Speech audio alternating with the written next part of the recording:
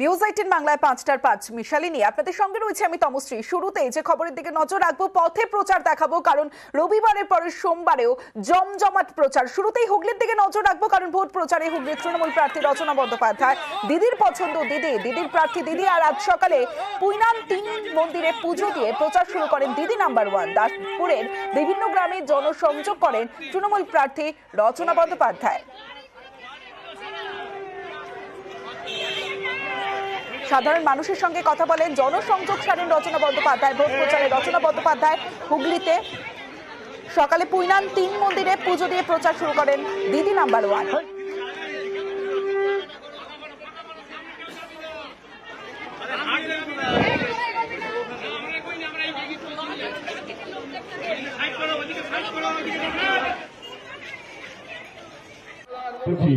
যেই বিরোধী দলের প্রার্থী হোক না কেন তাকে শুভেচ্ছা এবং তাকে ভালোবাসা অনেক অনেক। কারণ আমার মনে হয় কে কাউকে ছোট করে নিজে বড় হওয়া যায় না। মানুষ জানে কে ভালো, মানুষ জানে কে কাজ করবে, কে কাজ করেছে, মানুষ জানে কাকে ভোট দিতে হবে। এবং আপনাদের কাছে একটাই অনুরোধ, যদি আপনাদের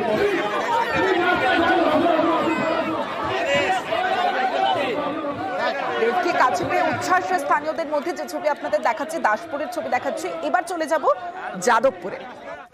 যাদবপুরের তৃণমূল প্রার্থী সায়নী ঘোষ নাম প্রকাশ করার পর থেকেই জনসংযোগ করছেন যাদবপুরের বিভিন্ন জায়গায় সায়নী। যাদবপুরের তৃণমূল প্রার্থী আজও বৃষ্টি মাথায় নিয়েই যাদবপুরে জনসংযোগ করেন সায়নী ঘোষ।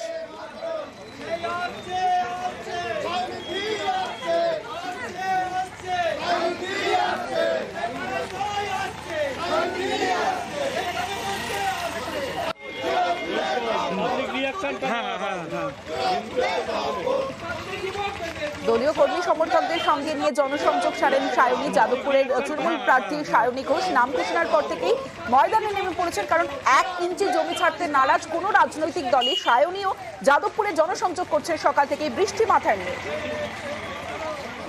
আমি তো এমনিতেও ঝড়ে প্রচার করে অভ্যস্ত, আসানসোলে অনেকে দেখেছিলেন, কিন্তু সহকর্মীরা সাথে রয়েছেন, মানুষের উদ্দীপনা বা উত্তেজনা কোনোটাই বৃষ্টি দমিয়ে রাখতে পারেনি। তবে এত অজস্র লোকের সমর্থন পাওয়া যাচ্ছে, মাথার ওপর গরম থাক, সূর্য থাক, কি মেঘলা আকাশ থাক, মমতা বন্দ্যোপাধ্যায়ের সৈনিকরা 365 দিন মাঠে নেমে কাজ করে। এবার বারাকপুরের ছবি দেখাচ্ছি। বারাকপুরের তৃণমূল প্রার্থী পার্থ ভৌমিক আজ তিনি যান আমডাঙ্গার রামপুরে প্রায় 200 বছরের পুরনো রাধাকৃষ্ণ গোবিন্দ মন্দিরে পুজো দিয়ে প্রচার শুরু করেন পার্থ ভৌমিক। মানুষের সমর্থনে নিশ্চিত জয় বলছেন তৃণমূলের প্রার্থী পার্থ ভৌমিক।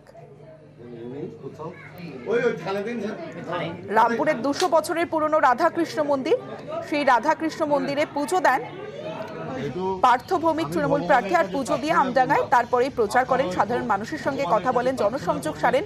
জয়ের ব্যাপারে 100% নিশ্চিত পার্থ ভৌমিক। মানুষের সমর্থনে নিশ্চিত জয় বলছেন পার্থ। লড়াই অনেক ইজি হয়ে যাবে। হ্যাঁ, লড়াই অনেক সহজ হয়ে যাবে। জেতার ক্ষেত্রে কতটা আশাবাদী আপনি? 100%। কত ভোটে জিতবেন মনে করছেন? অর্জুন সিং দাঁড়ালে মার্জিন বাড়বে, অর্জুন সিং না দাঁড়ালে মার্জিন।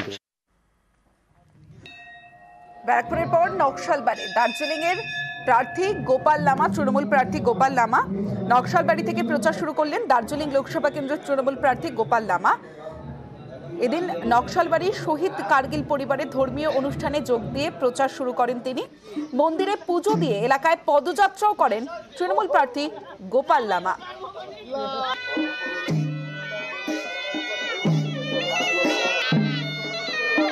নকশালবাড়ির শহীদ কার্গিল পরিবারের ধর্মীয় অনুষ্ঠানে যোগ দেন আর যোগ দিয়ে প্রচার শুরু করেন দার্জিলিং লোকসভা কেন্দ্রের তৃণমূল প্রার্থী গোপাল লামা।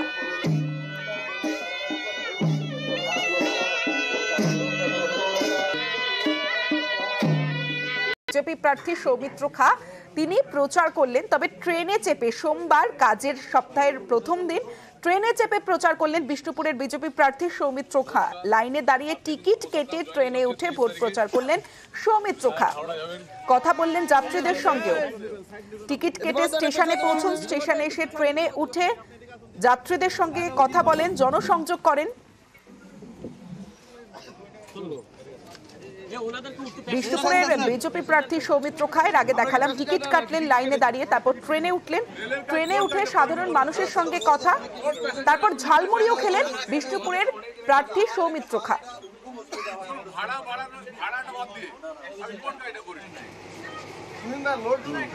এবং ট্রেনে যারা যাত্রী ছিলেন তার সঙ্গে সেলফিও তোলেন, যে ছবি আমরা দেখছি। ট্রেনে প্রচার, ট্রেনে চেপে প্রচার। মহিলাদের জন্য তো আমাদের মোদিজি তো অনেক কিছু ভাবছেন।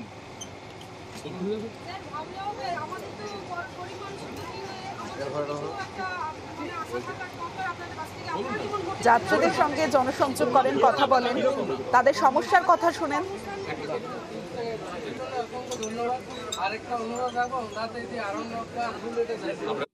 এখানে সাধারণভাবে টিকিট কেটে ঢুকেছি, কারণ আমি মনে করি ভারতবর্ষের যে গণতন্ত্র আছে সেই গণতন্ত্রে বিশ্বাস ভরসা করে ট্রেনের টিকিট করে চাপাই শ্রেয় এবং এটা উচিত।